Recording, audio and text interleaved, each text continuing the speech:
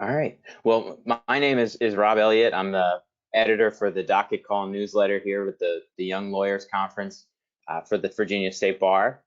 And I'm joined here today by Myla Mozgova. And if you want to introduce yourself and tell us a little bit about yourself, that would be great.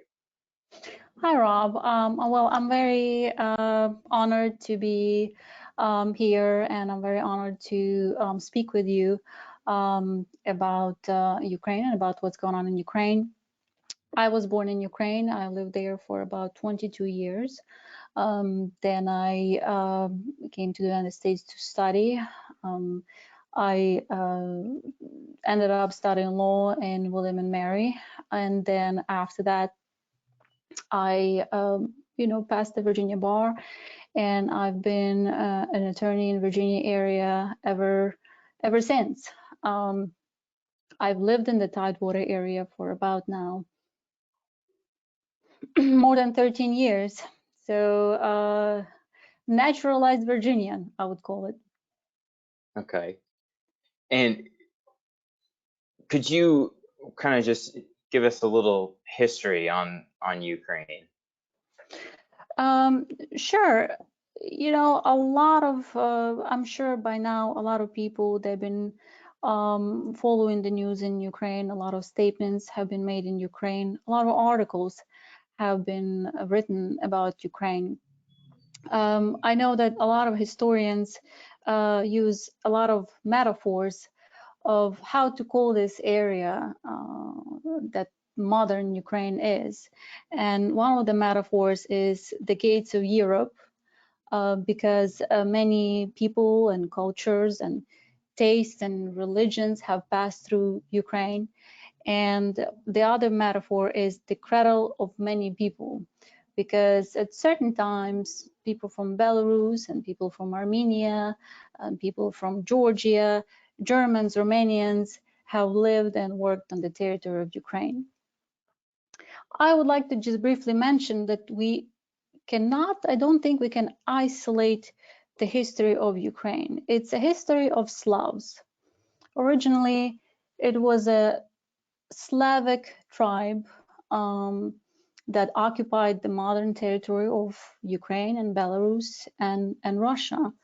The Slavs came from another tribe that they called Varangians, and Varangians originally they came from Sweden.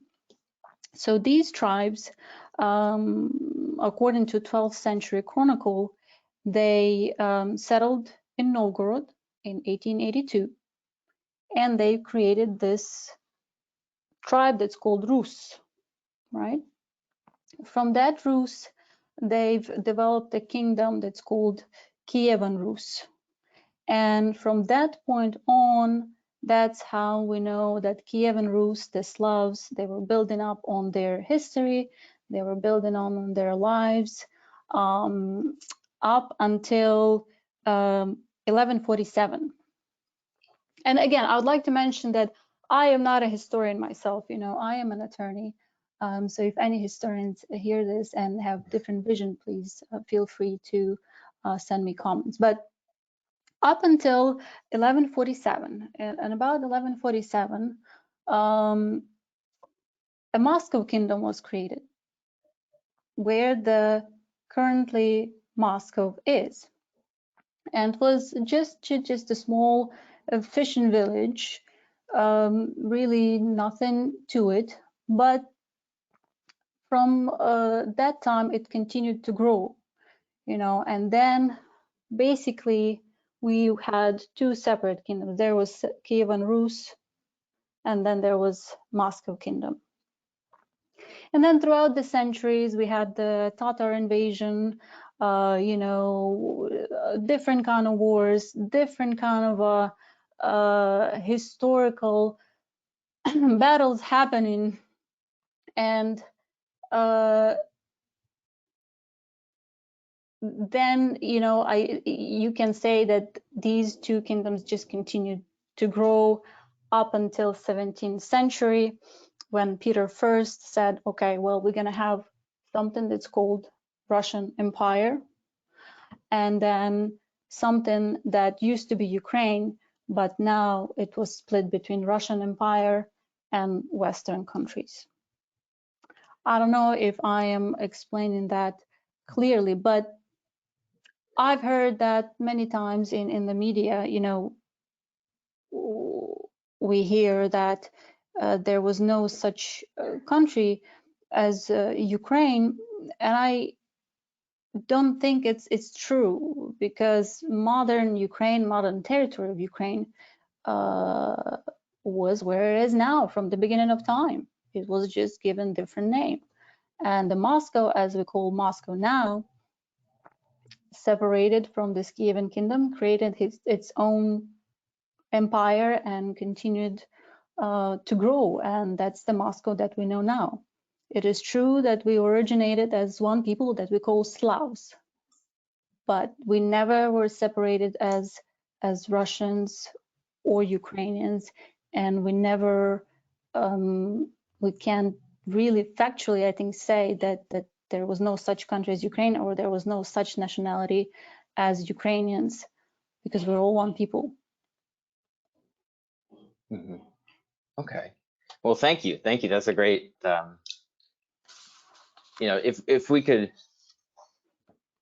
if you could tell us a little bit about the Budapest Memorandum, and how that, what that document is, and how that is relevant to the conflict today. Budapest Memorandum was a very, very important document. It is not a treaty. It is a memorandum. As we all attorneys know, that the memorandum is when you write down the facts and you signatories sign those facts, and then we keep it over there on a huge pile in case we will need it in the future. This is what happened pretty much in Ukraine. If we forward to 1991, when Soviet Union collapsed, in 1991, Ukraine proclaimed independence. In 1991, Ukraine had the third largest arsenal of nuclear weapons in the world. Ukraine didn't know what to do about it. They didn't have manpower. Ukraine didn't have money really to maintain this. And also Western countries did not want these nuclear weapons to be scattered around different countries on post-Soviet Union arena, you would call it. So, Ukraine and the Western countries started to look for solutions, what to do, what to do. Ukraine did not want to be a nuclear country, did not want to have these nuclear weapons, but Ukraine also wanted some sort of a security guarantees to make sure that, well, in case something happens, they wanted to know that, that the Western countries, as somebody is going to stand up for them. So in 1992, and it's actually a verified fact, whoever would like to check that, please welcome to. The first communication from the United States was a letter from then President Bush to then President Leonid Kravchuk in Ukraine, in which President Bush said, well, Bush reaffirmed that United States commitment that if Ukraine signs a non-proliferation treaty and basically commits to surrender its nuclear weapons to Russia so that Russia can disassemble it, then if something happens, Russia will seek UN Security Council's meeting to address the aggression or whatever happens.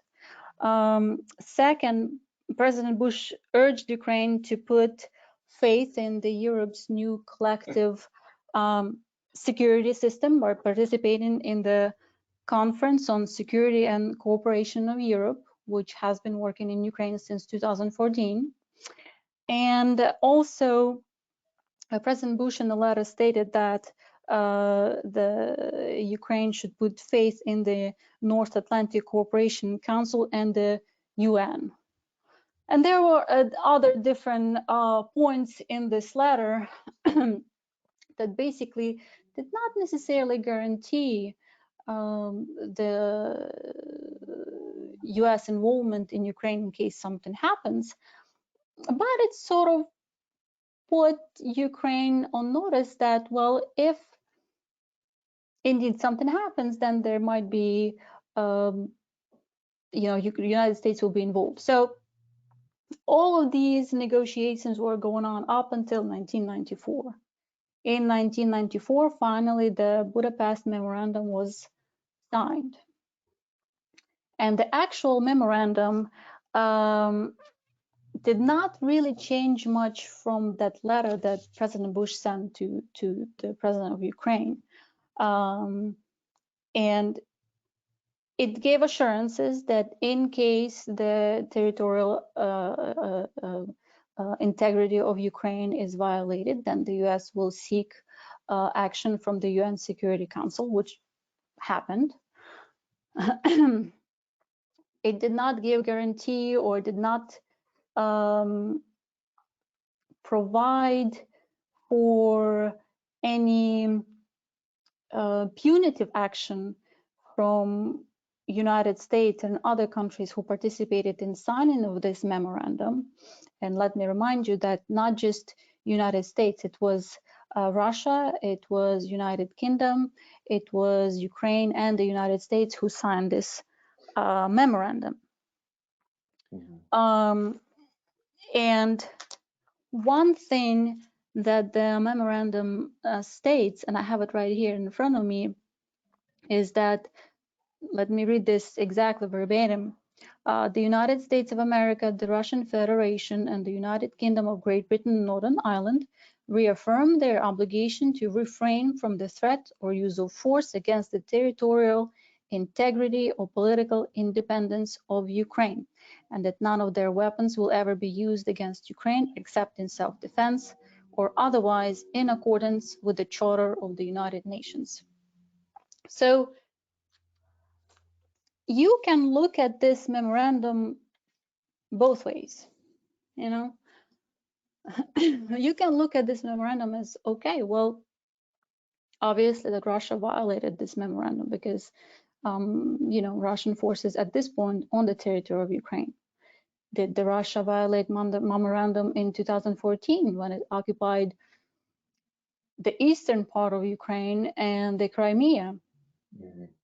Russian side says no because, well, Russian Federation maintains its position that Russian forces were never there on the in Donbas region since 2014. Mm-hmm.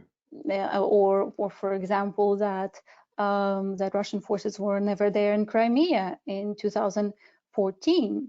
That was all referendum of the people on the peninsula of Crimea, and memorandum was not violated. But at this point, no matter how you look at it, the Budapest memorandum was breached. What is United States part in this, and what is the part in this from Great Britain? It's interesting. As I said, there is no guarantee, but there are assurances. I mean, if we look at a document like this and that major countries sign, then and then the signatories don't do anything and don't provide any kind of support or any kind of punitive action, then we have a question what to do with those countries that right now have nuclear weapons, and then they will be asked to give up those nuclear weapons and they sign similar memorandums. What's going to happen then? Then you need to have some ironclad assurances that somebody is going to step up and somebody is going to be able to take part in protecting that party's territory, I guess. Mhm. Okay, I think one of those avenues that may be helpful in resolving this conflict could be sanctions. Is that something that, could you tell us kind of what the effects or what that could do to help Ukraine at this point? It's a very good question. I will give you a perspective from like broader view and a view of me as a person who has a lot of connections both in Ukraine and Russia from just ordinary people who live there. If you look at globally, sanctions will have major impact on Russia.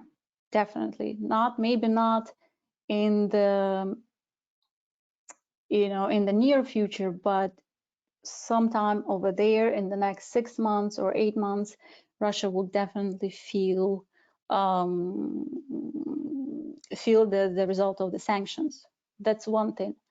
The other thing is that yes, United States have stepped up and they put heavy sanctions on Russia, but then remember the biggest consumer of Russian resources is actually Europe. And so far, we've noticed that Europe has been very hesitant to put some heavy sanctions because they're very much dependent on those natural resources, and they're not in a position right now to do anything that would prejudice their own countries and leave their own countries struggling for getting those natural resources to their own people. That's on the global view. Yes, it's great. Yeah, sanctions, I think, will have major impact. Now, if you go down the ladder to the ordinary people that live in Russia, right now they don't feel much of the sanctions, simply because culturally, as someone who lived there, I know that after collapse of the Soviet Union, after people they went through having nothing in grocery stores, they went through having absolutely nothing. They didn't have salaries, they didn't have products, they didn't have technology. They went through all of this. So for ordinary people to go through this again is not going to have much impact. Remember, the territory of Russia is very big, but not all the territory of Russia is actually Moscow, where you have high-tech companies, where you have IT companies, where you have modern generation that's used to Apple Pay, that's used to convenience, that have been traveling a lot, that have seen Europe. The rest of the Russia is very much, I don't know what word even to use here. They're not going to feel this impact as much. On top of that, you need to add very heavy impact of Russian TV on ordinary people. I mean, they don't have any small peoples in the villages. They don't have any other avenues of reading the news other than Central TV, and Central TV is saying that this is temporary, that this is just for a little bit, and that you just gotta tie the knot. And they believe in that. So that's my take on this. Right, just comparatively to what they've gone through before and kind of the information they're getting now, you think the vast majority of Russians really aren't feeling some of the sanctions at this point? Like, I know that there was an interview from a journalist, Russian journalist. It was in Russian. Just to give you a perspective, her father during the 90s was a mayor of Moscow, and he is the one who kind of brought the current president of Russia to power. And she had a very interesting interview with another politician who right now does not live in Russia. And she asked him the same question, will the ordinary people of Russia actually feel the sanctions? And his take on this was that at some point, maybe in a year or so, they will start feeling shortages here and there. But again, ordinary Russian does not understand high-tech technologies, does not enjoy high-tech technologies. Ordinary Russian, they get their monthly salary and they live in their apartments, and they that they cannot understand how global the problem of the sanctions is. So right now, there is not much, and as I said, you add on that very, very heavy influence on TV. No, I hope that in a year or so, that there is going to be some shift in people's minds, and they're really going to see how sanctions actually impact them directly, not just the country itself. So we have seen, at least on the news here, fortunately, that there have been Ukrainians that have been able to flee the country and get to safety. Have you been able to be in contact with any of them? And then what kind of questions have they asked you, if you have been able to be in contact with them? I have, and I'm still in contact with many of them most of the day and most of the night. When the conflict originally, and forgive me, Rob, I know that maybe I cannot legally call this war, but after seeing what's been happening for the past 4 weeks, I just cannot call this a conflict. I am calling this a war because this is a full-blown invasion of one country on the territory of a completely different country, even if we were have the same kind of roots. So in the beginning of this war, a lot of people definitely they fled to nearby countries. We know that Poland opened its borders, Hungary opened its borders, Slovenia, Moldova opened its borders. And in the beginning, it was very chaotic. For example, I received a lot of messages from people who requested their relatives from the United States to fly to Poland, because in their mind, it was if the relative was with them at the embassy, at the United States Embassy in Poland, that would speed up the process of getting a US visa, or would make a difference in getting a visa to United States. People did not understand that these relatives, first of all, that they were not allowed to get to the embassy, because they're not allowed. Only applicant is allowed to get to the embassy. And they had hard time to understand that there's no difference whether the relative here or the relative is there. A lot of issues were with applicants, for example, United States, who filed immigrant visas in Kiev, and those visas were pending.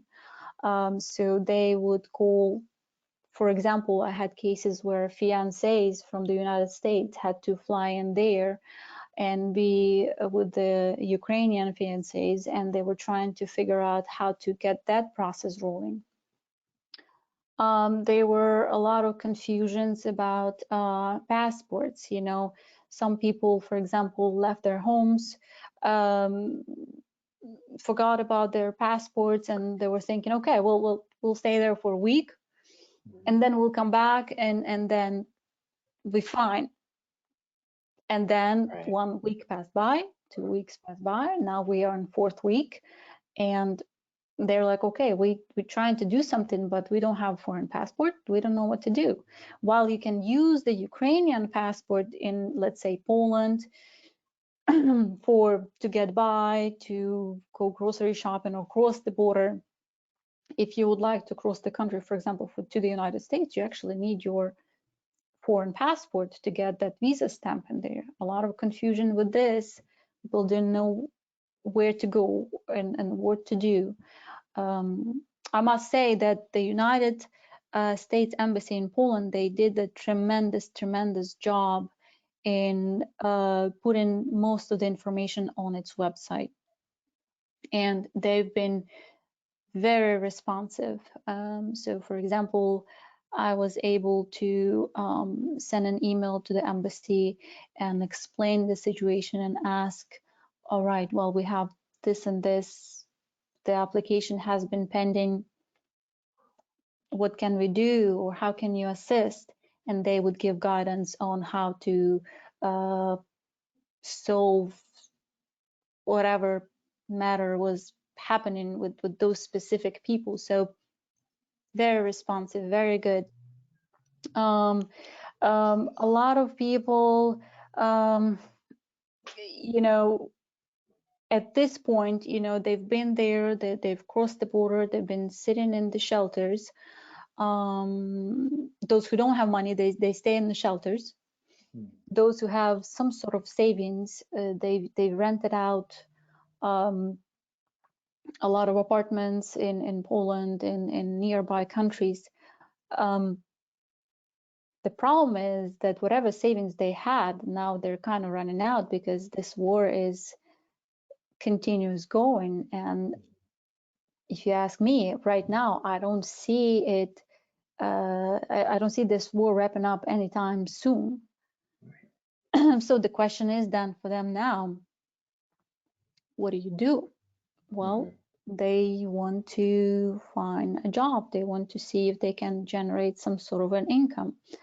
For example, I got a lot of requests from people whose husbands now are in the army, well, because they went to serve. The wives with the children, they cross the border and they are absolutely with any kind of help. So these people right now, that's like a second wave. They're reaching out. They're asking, what do we do? And you know, and that's where I sometimes I say I get stuck because I don't know the law in Poland. I don't speak Polish.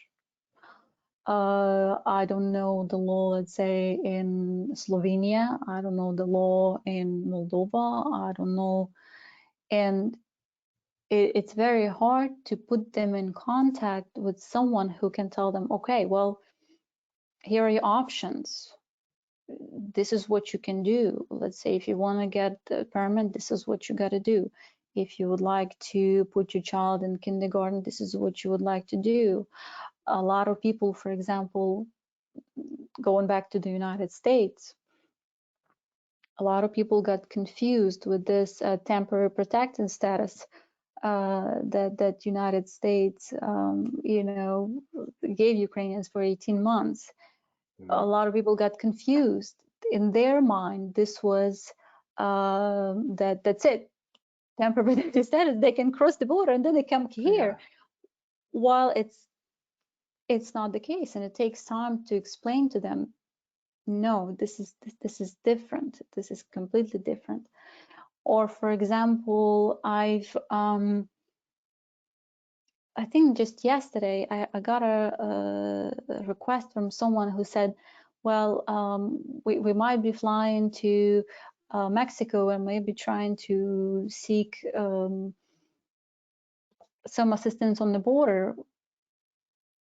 And you get speechless. You say, well, there are other ways that you doesn't have to be, you know, you don't have to do something that might hurt you in the end and might not give you the end result that you really want, you know. Right.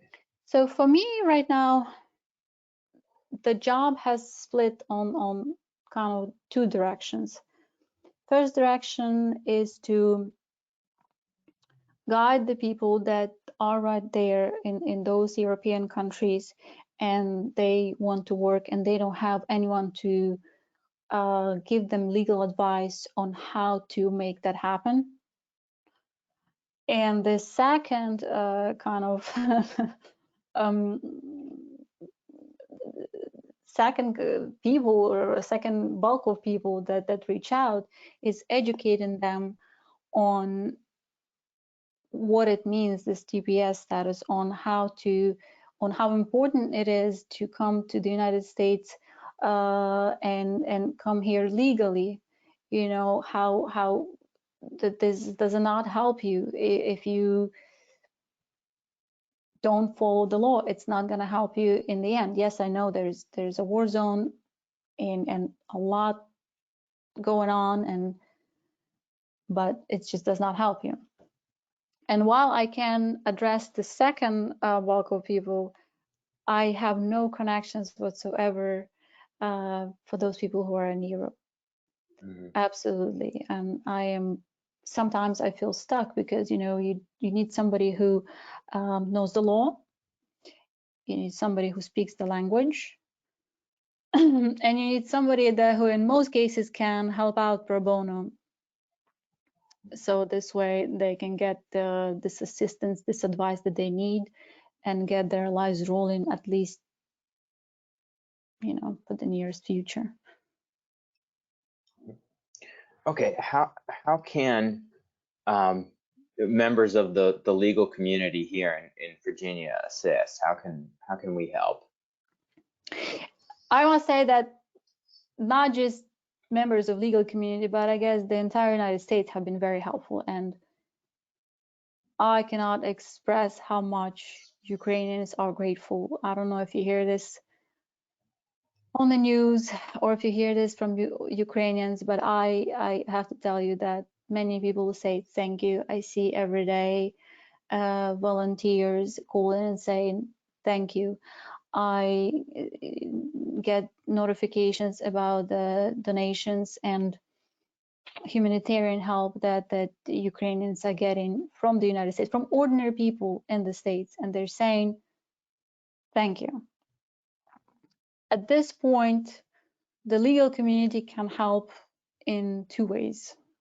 First way is to still with the donations. So we have in the Tidewater area, we have a local Ukrainian school. It's called a Tidewater Ukrainian School. We also have a Tidewater Ukrainian Cultural Association. These two organizations in the Tidewater area have become the central point of gathering the donations, buying the supplies, finding ways, logistics of how to ship it to nearby countries like in Poland, and then finding volunteers to bring those shipments to the people on the ground who actually need it. I know that there are a lot of volunteer organizations. I'll know that a lot of huge organizations providing support to Ukraine. But if, you know, sometimes people have hesitations, like, okay, maybe I put the donation here for this huge organization and I don't know where the money is going.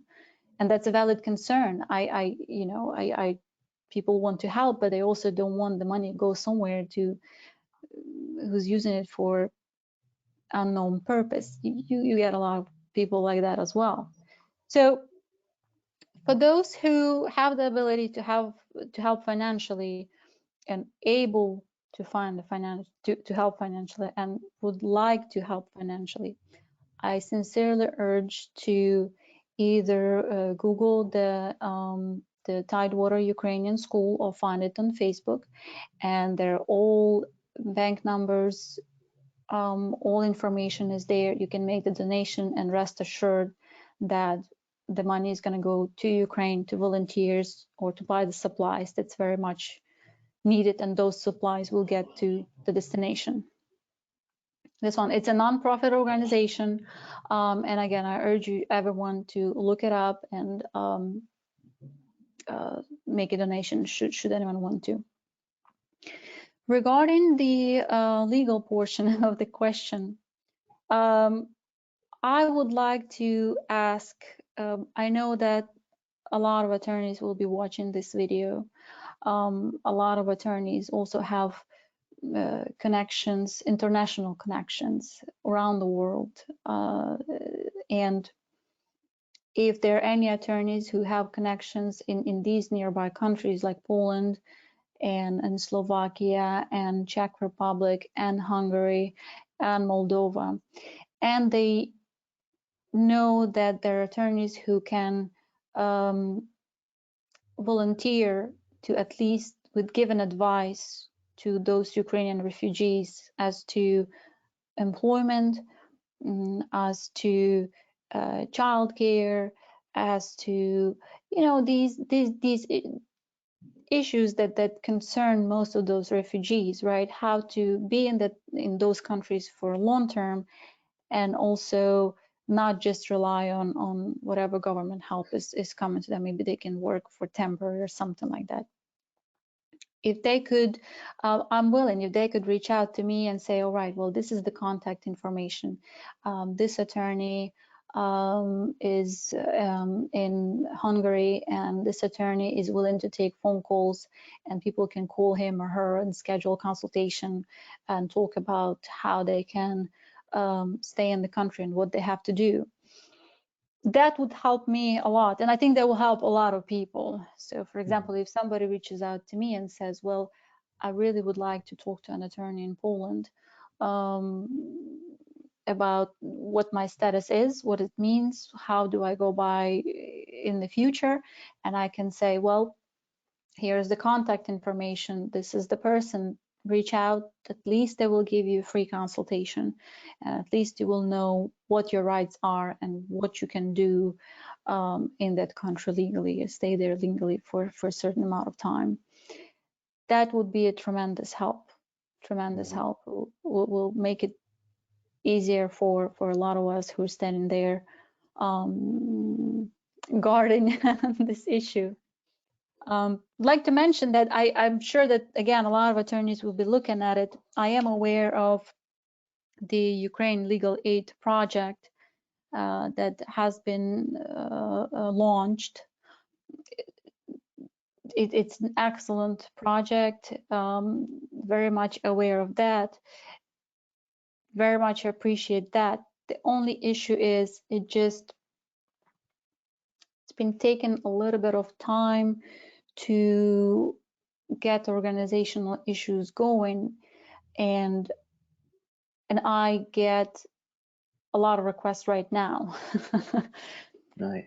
So I feel like I am losing that time with these people, and if I could get a lifetime, like contact information that I can pass it on right away when somebody's asking, that would be wonderful. That will be most helpful.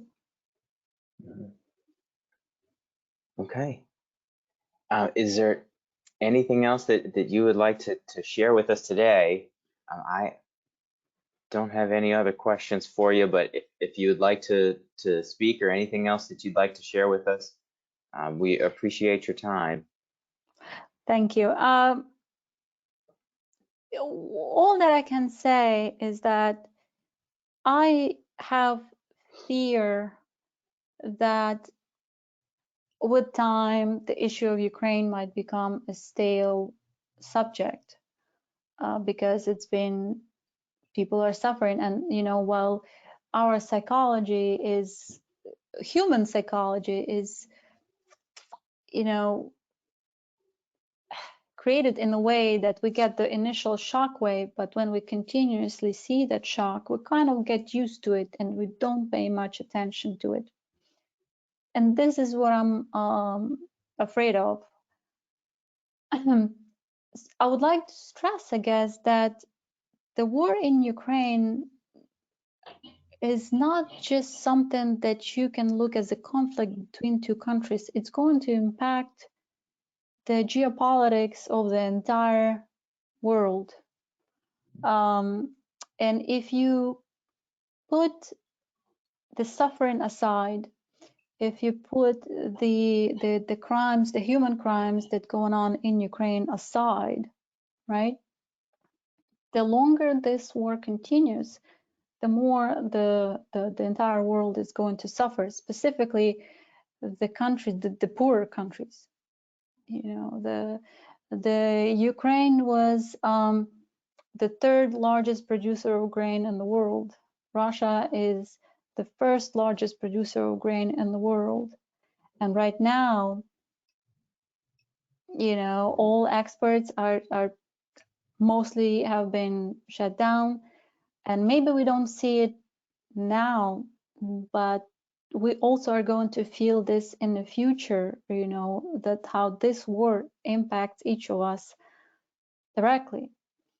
And I think the more involvement from the Western countries to end this conflict as soon as possible, the better it's going to be for all of us, not just for Ukraine and Russia, I think for the entire world altogether. So, you know, we will continue working. We will continue working on it. We will continue to do what we can do. And I think everyone's help counts. You know, I think that's a Chinese proverb, right? A drop of water can break a stone. So everyone's help counts to bring this war to an end and make sure that, you know, the independent countries, they stay independent, and their territory is going to stay within their territory. That's very important for all of us. All right. Well, thank you so much. Thank you so much for being here and for spending time with us today and sitting down and doing this interview. Thank you, Rob. I appreciate that, and I hope that I hope to get a lot of response from the community, and we will continue doing what we were trained to do as lawyers, as citizen lawyers, you know, and make the world better. Yes, absolutely. All right. All Thank right, you so thanks so much. much. Thanks. Bye-bye. Bye-bye.